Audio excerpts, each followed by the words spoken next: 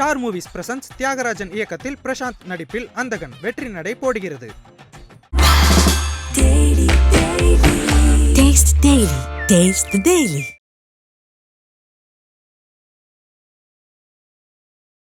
விஜய் சித்ரா அவர்கள் 2020 தற்கொலை பண்ணிட்டாங்க. அந்த தற்கொலைக்கும் அவருடைய கணவர் ஹேம்நாத் அவர்களுக்கும் தொடர்பு இல்லை அப்படின்ட்டு விடுதலை ஆகியிருக்காங்க. இல்லை, அவங்களுக்குள்ள எந்த விதமான சிக்கலும் இல்லைன்றது தான் ஹேம்நாத்துக்கிட்டேருந்து நான் தெரிஞ்சுக்கின விஷயம். போலீஸார் போட்ட வழக்கில் கூட அவங்களுக்குள்ள சிக்கல் இருந்தது அப்படின்ற எந்த நிலைப்பாடும் இல்லை. இறப்பு நடந்ததுக்கு முன்பு அவருடைய பிரச்சனை இருந்துச்சு, அவங்க அம்மா கூட ஒரு பிரச்சனை நடந்துச்சு அப்படின்னு சொல்றாங்க. எது உண்மை? அன்னைக்கு சித்ராவினுடைய இறப்புக்கு முன்னாடி சித்ராவோட அம்மா தான் தொடர்ந்து அவங்களோட பேசிட்டு இருந்தாங்க. இவங்களுக்குள்ள அந்த பண பிரச்சனை இருந்திருக்கலாம். ஊடகங்களில் காட்டின அந்த புகைப்படத்தை அவங்க போலீஸார் இடத்துல கொடுத்து வந்து அதையும் குற்றப்பத்திரிகையில் போட்டிருப்பாங்க. அந்த மாதிரி புகைப்படங்கள் எதுவுமே இல்லை. சித்ராவுக்கு காயங்கள் இருந்தது. அது தூக்கு மாட்டிக்கிட்டதுனால ஏற்பட்ட காயங்கள் தானே தவிர வெளிநபர்களால் உண்டான காயங்கள். ரத்த காயங்கள் இருக்கு. தூக்கு மாட்டி இருந்தா எப்படி ரத்த காயங்கள் வரலாம், வர்றதுக்கு வாய்ப்புகள் இருக்குது. தற்கொலையா விசாரிச்சிருக்கணும் தானே, அந்த விசாரணை தொடரலையா? தற்கொலைன்ற மாதிரி தான் விசாரிச்சிருக்காங்க. போலீஸ் விசாரணை கொலைன்னு சொல்லல, தற்கொலைன்னு தான் விசாரிச்சாங்க. ஆனா தற்கொலைக்கு காரணம் ஹேம்நாத் என்ற கோணத்துல மட்டும் தான் விசாரிச்சாங்க. என்ன காரணம் சார்? ஐபிசி தமிழ் நேயர்களுக்கு வணக்கம். இன்று நம்முடன் இணைந்திருக்கும் சிறப்பு விருந்தினர் திரு வழக்கறிஞர் ஆதாம் அவர்கள். வணக்கம் சார். வணக்கம். சின்னத்திரை நடிகை சித்ரா, விஜய் சித்ரா அவர்கள் 2020 தற்கொலை பண்ணிட்டாங்க. அந்த வழக்கு விசாரணை முடிந்து தீர்ப்பு இப்போதான் திருவள்ளூர் நீதிமன்றத்தில் கொடுத்துருந்தாங்க. அந்த தற்கொலைக்கும் அவருடைய கணவர் ஹேம்நாத் அவர்களுக்கும் தொடர்பு இல்லை அப்படின்ட்டு விடுதலை ஆகியிருக்காரு. தொடக்கத்தில் அந்த கணவர் மனைவிக்கு 2 பேருக்குமே சிக்கல்கள் இருந்துச்சா, பிரச்சனைகள் காரணமாக தான் அந்த தற்கொலை நடந்திருக்காங்க, காரணமாக இருந்திருக்கா? இல்லை, அவங்களுக்குள்ள எந்த விதமான சிக்கலும் இல்லைன்றது தான் ஹேம்நாத்துக்கிட்டேருந்து நான் தெரிஞ்சுக்கின விஷயம். அந்த மாதிரி அவங்களுக்குள்ள சிக்கல் இருந்ததா போலீஸார் போட்ட வழக்கில் கூட அவங்களுக்குள்ள சிக்கல் இருந்தது அப்படின்ற எந்த நிலைப்பாடும் இல்லை. அவங்க ஒருத்தர் மனதார விரும்பி காதலித்து பெற்றோர்களுடைய சம்மதத்தினை நிச்சயதார்த்தம் பண்ணி நிச்சயதார்த்தத்துக்கு 2 மாதத்துக்கு பிறகு பதிவு திருமணமும் செஞ்சுக்கிட்டாங்க. பதிவு திருமணம் செஞ்சு அவங்க கணவன் மனைவியாக தான் வாழ்ந்து வந்தாங்க. கடைசி வரைக்கும் அந்த கடைசி நாள் அவங்க இறப்பதற்கு முன்னிரவு கூட அவங்களுக்குள்ள ஒரு நல்ல அந்யோன்யமான நிலை தான் இருந்தது. அவங்களுக்குள்ள எந்த விதமான சிக்கலும் இருந்தபடி போலீஸார் வழக்கிலையும் இல்லை. அவருடைய ஹேம்நாத்துக்கிட்ட நான் தெரிஞ்சுக்கின விஷயம், அவங்களுக்குள்ள எந்த விதமான சிக்கலும் இல்லை. நல்ல ஒரு கணவன் மனைவியாக, ஒரு காதல் மனைவியாக தான் அவங்க வாழ்ந்துட்டு வந்தாங்கன்றது தான் ஹேம்நாத்தினுடைய நிலைப்பாடு. இல்லை, அவங்க ஏன் ரிஜிஸ்டர் மேரேஜ் பண்ணாங்க? ஒரு காதலிச்சிருக்காங்க, அதன் பிறகு திருமணமாக போகாமல் ரிஜிஸ்டர் மேரேஜ் ஏன் பண்ணியிருக்காங்க? இல்லை, திருமணத்தை பண்ணுறதுக்கு கொஞ்சம் நாள் பொறுத்து பண்ணலான்றது சித்ராவினுடைய பெற்றோருடைய எண்ணம். அதனால் இது நிச்சயதார்த்தம் ஆகிப்போச்சு. அதுக்கப்புறம் 2 பேரும் ஒன்றா போக வேண்டியது வரும், ஒன்றா வர வேண்டியது வரும். அதனால் அவங்க கணவன் மனைவியாக இருந்தால் தான் எந்த விதமான சிக்கலும் இருக்காது. மற்றவங்களும் எதுவும் விமர்சிக்க மாட்டாங்க, அவங்களுடைய உறவை விமர்சிக்க மாட்டாங்க, அவங்க வெளியே நடமாடுறதை விமர்சிக்க மாட்டாங்கன்ற ஒரு எண்ணத்தினால 2 வீட்டாருடைய சம்மதத்தோடு தான் பதிவு திருமணம் நடைபெற்றது. அதுக்கப்புறமா கிராண்டாக ரிசப்ஷன் பண்ணலான்னு சொல்லிட்டு முடிவெடுத்து சித்ரா இறப்பதற்கு 2 நாளுக்கு முன்னாடி போயிட்டு மண்டபம்லாம் போய் ரிஜிஸ்டர் பண்ணிட்டு வந்தாங்க. இது போலீஸார் தாக்கல் செய்த குற்றப்பத்திரிகையிலே இந்த விஷயங்கள்லாம் இருக்குது. அவங்களோட பெற்றோர், ஹேம்நாத்தோட அவர்களோட பெற்றோர்கள் இதற்கு எதிர்ப்பு தெரிவித்தாங்க அப்படிங்கிற மாதிரி தொடக்கத்தில் சொன்னாங்க. அப்படியே ஒரு எதிர்ப்பு இருந்துச்சு. ஹேம்நாத்தினுடைய பெற்றோர் எதிர்ப்பு தெரிவித்தாங்கன்னு ஹேம்நாத்தும் சொல்லலை, போலீஸாருடைய குற்றப்பத்திரிகைகளும் அந்த மாதிரி இல்லை. ஆனால் போலீஸாரோட குற்றப்பத்திரிக்கையில் சித்ராவினுடைய தாயார் ரிஜிஸ்டர் மேரேஜ் பண்ண வேண்டியதில்லை, ஏன் பண்ணணும், ஒரேடியே திருமணம் பண்ணலான்னு சொன்னதாகவும், அதுக்கு சித்ரா இல்லை ஹேம்நாத் உடனே ரிஜிஸ்டர் மேரேஜ் பண்ணணும்னு கட்டாயப்படுத்துகிறாருன்னு சொன்ன மாதிரி வழக்கில் இருக்குது. இதுதான். ஆனால் பெற்றோர்கள்லாம் எதிர்ப்பெல்லாம் தெரிவிக்கல. இந்த கையெழுத்து போட்டதில் சித்ராவுடைய பெற்றோரும் கையெழுத்து போட்டிருக்காங்க, ஹேம்நாத்துடைய பெற்றோரும் கையெழுத்து போட்டிருக்காங்க பதிவு திருமணத்தில். ஒரு திருமணம் நடந்த பிறகு ஒரு தற்கொலை நிகழும் போது வரதட்சணை சிக்கல்கள் இருக்கா, வரதட்சணை பிரச்சனை இருக்கா அப்படிங்கிற மாதிரி விசாரணை இருக்கும். இந்த வழக்கை பொறுத்த வரைக்கும் ஹேம்நாத் தரப்புல இருந்து வரதட்சணை கேட்டு மிரட்டினாங்க அப்படிங்கிற மாதிரியான வழக்கில் அந்த மாதிரி இருக்கா? இந்த வழக்கை பொறுத்த வரைக்கும் தனிப்பட்ட முறையில் கேட்டு தெரிஞ்சின விஷயத்தை விட இந்த வழக்கு போலீஸார் தாக்கல் செய்த குற்றப்பத்திரிக்கையில் ஹேம்நாத்துடைய பெற்றோரோ வரதட்சணை கேட்ட மாதிரி எந்த இடத்துலையுமே கிடையாது. அவங்க போலீஸாருடைய குற்றப்பத்திரிக்கையிலே என்ன சொல்லியிருப்பாங்கன்னா, நாங்கள் எங்களுடைய தகுதிக்கு 50,000 நகை போடுறோன்னு சொன்னோம், இப்படி தான் சொல்லியிருப்பாங்க. ஹேம்நாத் பெற்றோரோ எங்களாண்ட வந்து 50,000 நகை போடுங்கன்னு கேட்ட மாதிரி எங்கேயுமே இருக்காது. அதனால் ஆர்டிஓ விசாரணை, அதாவது திருமணமாகி 7 வருடத்துக்குள்ளாக ஒரு மரணம் ஏற்பட்டால், தற்கொலை ஏற்பட்டால் அது ஆர்டிஓ விசாரணைக்கு அனுப்புவாங்க. இந்த வழக்குலேயும் அதே மாதிரி ஆர்டிஓ விசாரணை செஞ்சாங்க.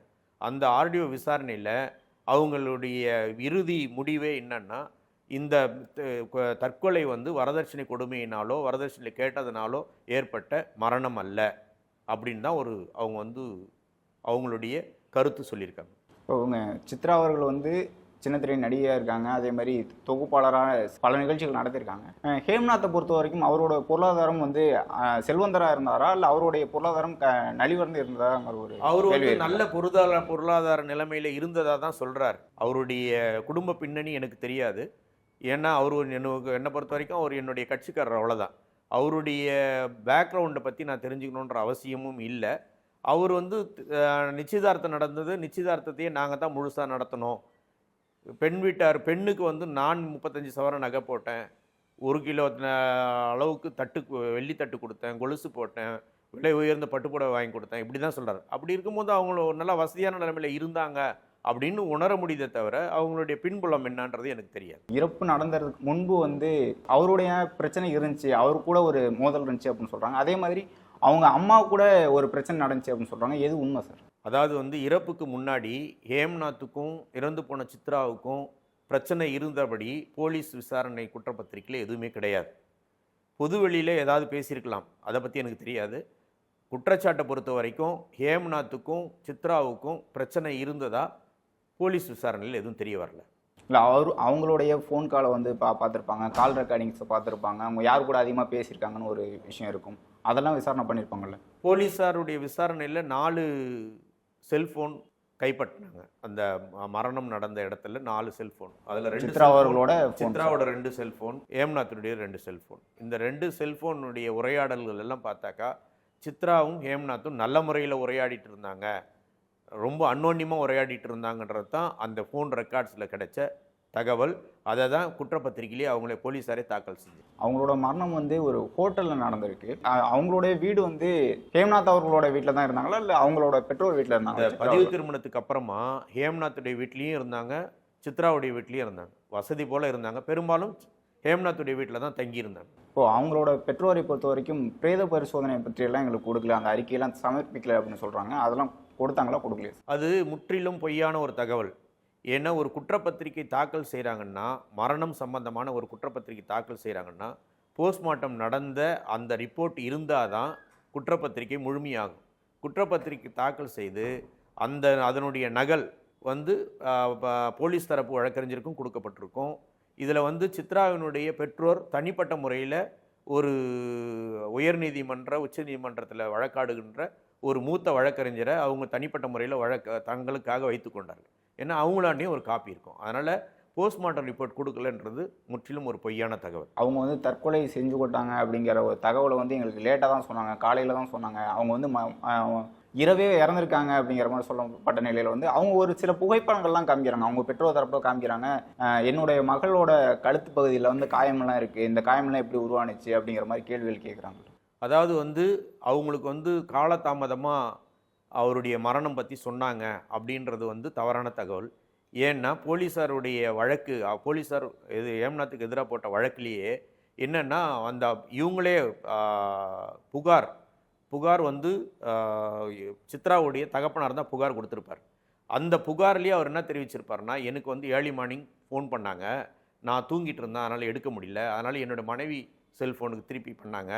அவங்க எடுத்தப்போ தான் ஹேம்நாத்தினுடைய தகப்பனார் இந்த மாதிரி ஹோட்டல் ரூமில் அவங்க தற்கொலை பண்ணிட்டாங்க அப்படின்னு சொல்லி அவங்களுக்கு தகவல் தெரிஞ்ச உடனே ஹேம்நாத்துக்கு இந்த தகவலை சித்ராவோட பெற்றோருக்கு சொல்கிறதுக்கு தைரியம் வரல. அதனால் அவருடைய அப்பா கிட்ட சொல்லி இந்த தகவலை அவங்க அம்மா அப்பாவுக்கு சொல்ல வைக்கிறாரு.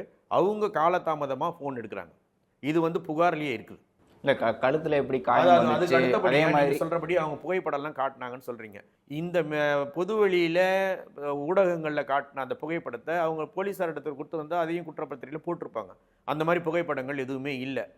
இன்னொன்று வந்து அவங்களுக்கு சித்ராவுக்கு வந்து காயங்கள் இருந்தது. அது தூக்கு மாட்டிக்கிட்டதுனால ஏற்பட்ட காயங்கள் தானே தவிர வெளிநபர்களால் உண்டான இல்ல காயங்கள் ரத்த எதுவுமே இல்லை. காயங்கள் இருக்குன்னு ரத்த காயம் சொல்றாங்கல்ல. இருந்தது. தூக்கு மாட்டி இருந்தா எப்படி ரத்த காயங்கள் வரும்? வரலாம், வர்றதுக்கு வாய்ப்புகள் இருக்குது. கழுத்தை இறுக்கிக்கும் பொழுது உச்சக்கட்ட நிலைமையில மரணத்துக்காக போராடும் வந்து அவங்களே அவங்க கையில் வந்து கிரிக்கிறதுக்கு உண்டான அந்த அந்த நாட்டை அந்த முடிச்சு போட்டுக்கிறாங்களே, அந்த முடிச்சில் அந்த கயிறையோ இல்லை புடவையோ அவங்க வந்து அதை இருக்கிறதுலேருந்து அவங்க நீக்கி விடணும்னு நினைக்கும் போது அந்த இடத்துல காயங்கள் ஏற்படும். அவங்க முகத்தில் அந்த மரணத்துக்காக போராடும் போது கடைசி போராட்டத்தில் முகத்தில் கூட அவங்க கீறிப்பாங்க. இதெல்லாம் வந்து அவங்க விரல் நகத்திலிருந்து எடுத்த மாதிரிகள் ரசாயன பரிசோதனைக்கு அனுப்பி அந்த மாதிரிகள் வந்து அவங்களுடைய உடலில் இருந்த சதை மட்டும்தான் இருந்தே தவிர வெளி நபர்களுடைய எதுவுமே இல்லை. இந்த மரணத்துக்கு பிறகு வந்து இருவர் மீதான ஒரு குற்றச்சாட்டை தொடர்ந்து வச்சுக்கிட்டே இருக்காங்க. என்னன்னா இவங்க வந்து போதை பழக்கத்தில் அடிமையில் இருந்தாங்க அப்படிங்கிற மாதிரி இவர் தரப்பும், ஹேம்நாத் வந்து போதை பழக்கத்தில் இருந்தார், அவர் தவறான பழக்கங்களில் ஈடுபட்டார்னு சொல்கிறாங்க. எது உண்மை சார்? அதாவது உண்மை நிலை எங்களுக்கு தெரியாது. குற்றப்பத்திரிகையில் வந்து அவங்க போலீஸார் குறிப்பிட்டிருக்கின்ற அந்த சாட்சிகள், அவங்க விசாரித்த சாட்சிகள் ஹேம்நாத் போதை பழக்கம் உள்ளவர்னு சொல்லியிருக்காங்க. இறந்து போன சித்ராவுக்கும் போதை பழக்கம் இருக்கு. நான் அதை சொல்ல விரும்பலை. ஏன்னா மரணம் ஒரு இறந்து போன ஒரு நபர், அதுவும் ஒரு பெண்ணை பற்றி சொல்ல விரும்பலை. நீங்கள் கேட்டதுனால இதை சொல்கிறேன்.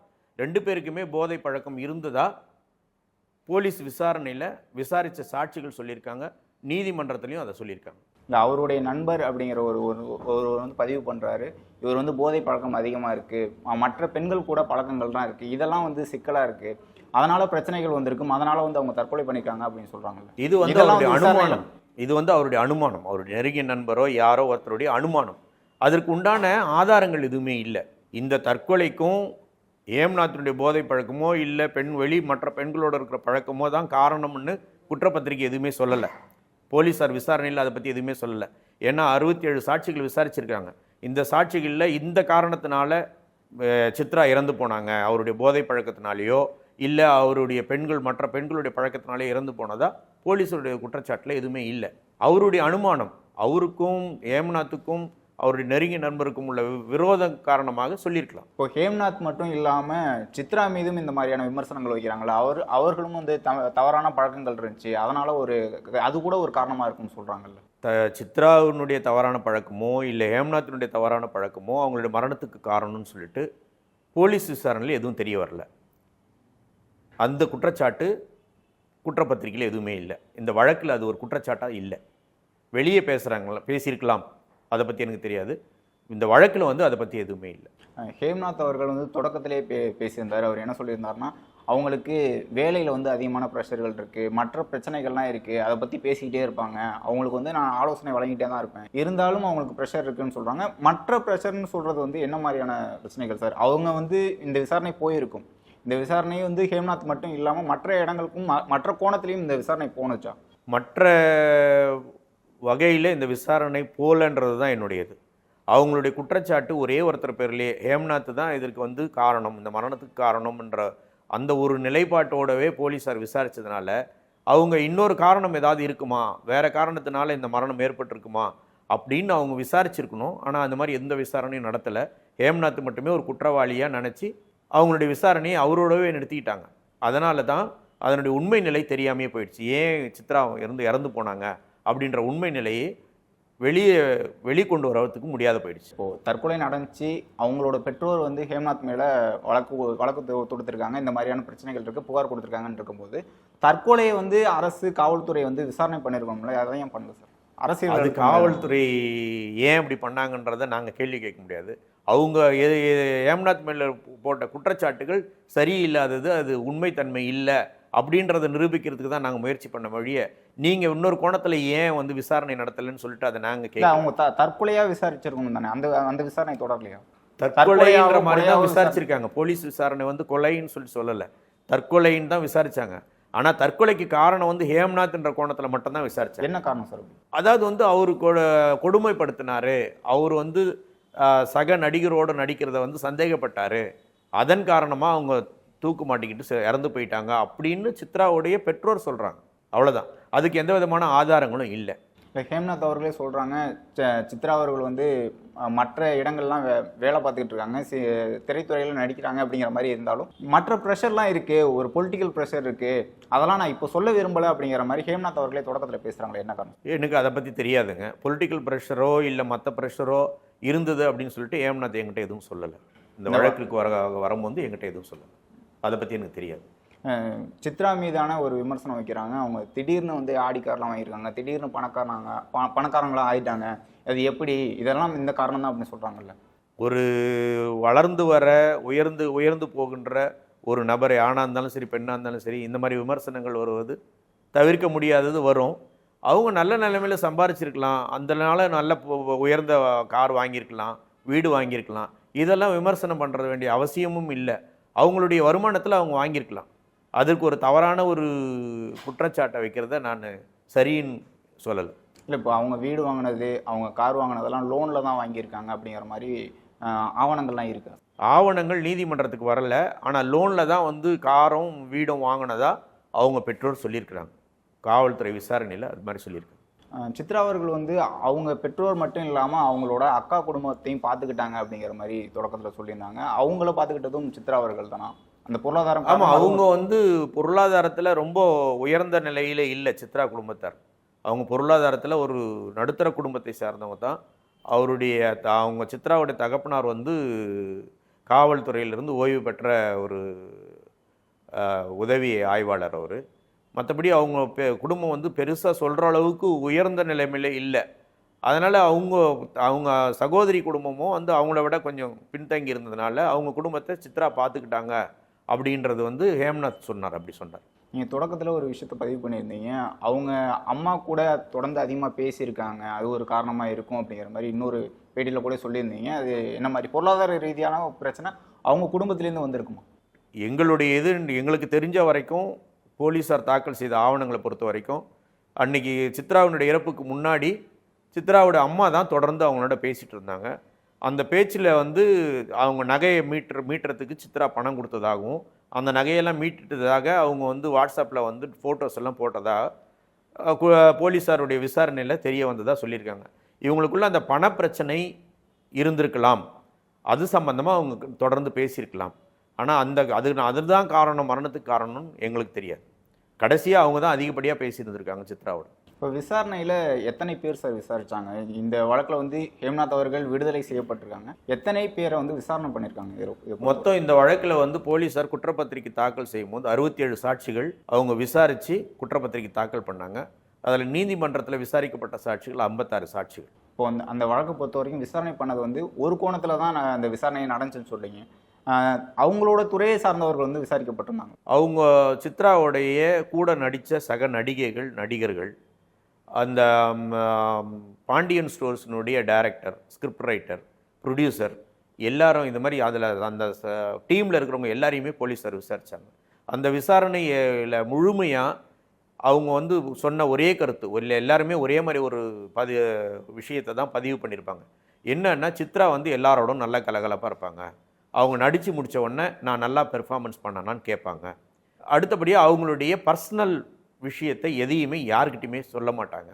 எப்போவுமே அவங்க ஒரு சந்தோஷமான சூழ்நிலையில் தான் அவங்கள நாங்கள் எப்போவுமே பார்ப்போம் இப்படின்றது தான் எல்லாரும் பதிவு பண்ணது.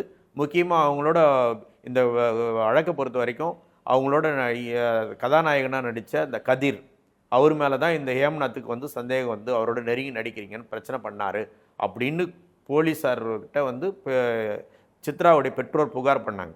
அந்த கதிர் விசாரிக்கும் போது கூட அவங்க எங்கிட்ட எந்த விதமான பர்சனல் விஷயத்தையும் பேச மாட்டாங்க. அவங்க தனிப்பட்ட குடும்ப வாழ்க்கையை பற்றி எதுவும் சொல்ல மாட்டாங்க.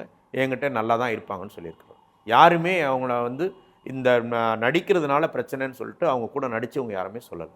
இப்போது சித்ரா அவர்கள் தற்கொலை செய்து இடம் வந்து ஒரு ஹோட்டலாக இருக்கும்போது அங்கே இருக்கக்கூடிய அந்த கதவு வந்து திறந்தது யார், அந்த எந்தெந்த நபர்கள்லாம் வந்தாங்க அப்படிங்கிற மாதிரி சிசிடிவி காட்சிகள்லாம் இருந்துச்சா? அந்த விசாரணையில் அதெல்லாம் கொண்டு வந்தாங்களா? சிசிடிவி காட்சிகள் அனைத்தையும் கொண்டு வந்தாங்க.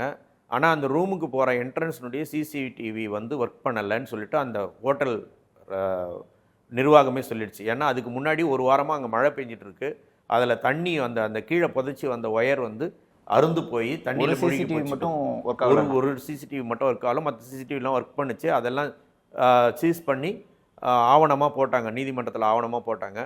அந்த இடத்துல ஒர்க் பண்ணுற மேனேஜர், ரூம் பாய், அந்த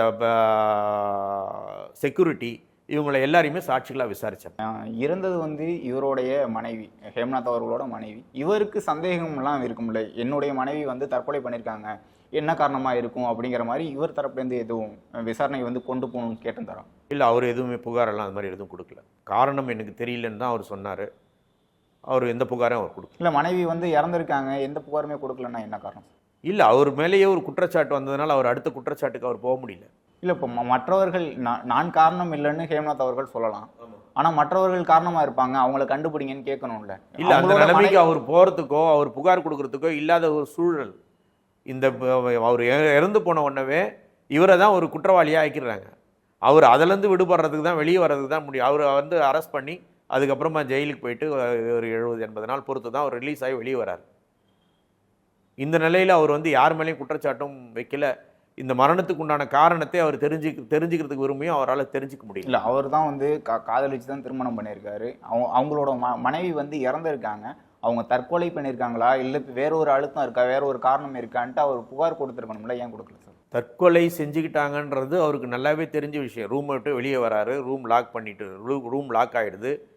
மேனேஜர்கிட்ட போயிட்டு மாஸ்டர் கீ கேட்குறாரு. ரூம் பாயும் அவரும் தான் போய் முதல் ரூம் திறக்கிறாங்க. அவங்க தற்கொலை பண்ணியிருக்காங்க. அங்கே 3ஆம் நபர் யாரும் வரவே இல்லை, வர்றதுக்கு வாய்ப்பு இல்லை. ஏன்னா இது இடைப்பட்ட நேரம்ன்றது கொஞ்சம் நேரம் தான். இந்த அவங்க ரூம் விட்டு வெளியே வந்ததும் அவங்க தற்கொலை பண்ணணும் ஒரு குறிப்பிட்ட ஒரு ஷார்ட் டைம் தான். அதனால் அவர் வந்து வெளிநபர் வந்து யாரனா பண்ணிட்டாங்கன்றது இல்லை, தற்கொலை பண்ணிட்டாங்க. தற்கொலைக்கு உண்டான காரணத்தை அவரால் புரிஞ்சிக்க முடியல, தெரிஞ்சிக்க முடியல. இல்லை, அது தெரிஞ்சிக்க முடியலன்னு விட்டுட்டா எப்படி சார்? புகார் கொடுக்கணும்ல, என்னுடைய மனைவி வந்து என்ன காரணத்தினால இறந்தாங்க, அவங்க வேலை பார்த்த இடத்துல எதுவும் பிரச்சனையா, இல்லை வேற ஒரு பிரச்சனை இருக்கா அப்படின்னு கேட்டிருக்கணும். இல்லை, அவர் அந்த கோணத்தில் போல, அதை பற்றி நான் எதுவும் கேட்கல அவர்கிட்ட. அந்த மாதிரி எந்த புகாருமே அவர் கொடுக்கலையா?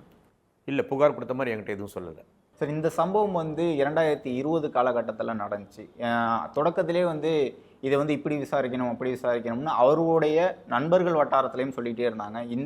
இந்த அரசியல்வாதி தொடர்பு இருக்கும், இந்த அமைச்சரோட இந்த மகன் அப்படிங்கிற மாதிரியெல்லாம் குற்றச்சாட்டு வச்சாங்க.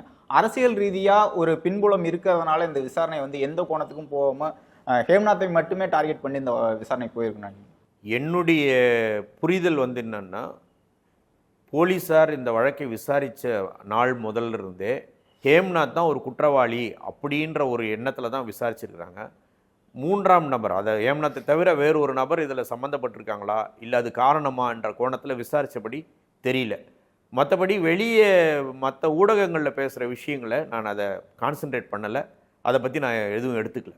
இந்த விசாரணை தொடக்கத்துலேயும் சொல்லுங்கள் சார், இவர் மீதான வைக்கப்பட்ட குற்றச்சாட்டுகள், இவர் மீதான வழக்குகள், இந்த விசாரணை எப்படி முடிஞ்சுன்னு சொல்லுங்கள். இவர் மீது வைக்கப்பட்ட குற்றச்சாட்டு வந்து அவங்களோட அந்த சித்ராவோட கதாநாயகனாக நடித்த கதிர் மேலே, கதிர்கிட்ட ரொம்ப க்ளோஸாக நீ நடிக்கிற, அது மாதிரி நடிக்கக்கூடாது அப்படின்னு சொல்லி ஹேம்நாத் வந்து சித்ராவை கட்டாயப்படுத்தினார், கொடுமைப்படுத்தினார்ன்றது சித்ராவுடைய குடும்பத்தினருடைய புகார். அவ்வளோதான்.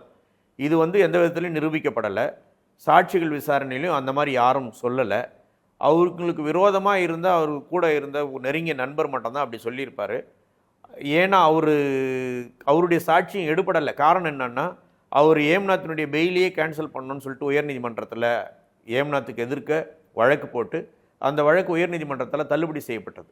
அதனாலவே அவர் மேலே இருக்கிற காழ்ப்புணர்ச்சி தான் அப்படி செய்ய வச்சுதுன்றது அப்படின்ற ஒரு கோணத்தில் தான் நினைக்க தோணும்.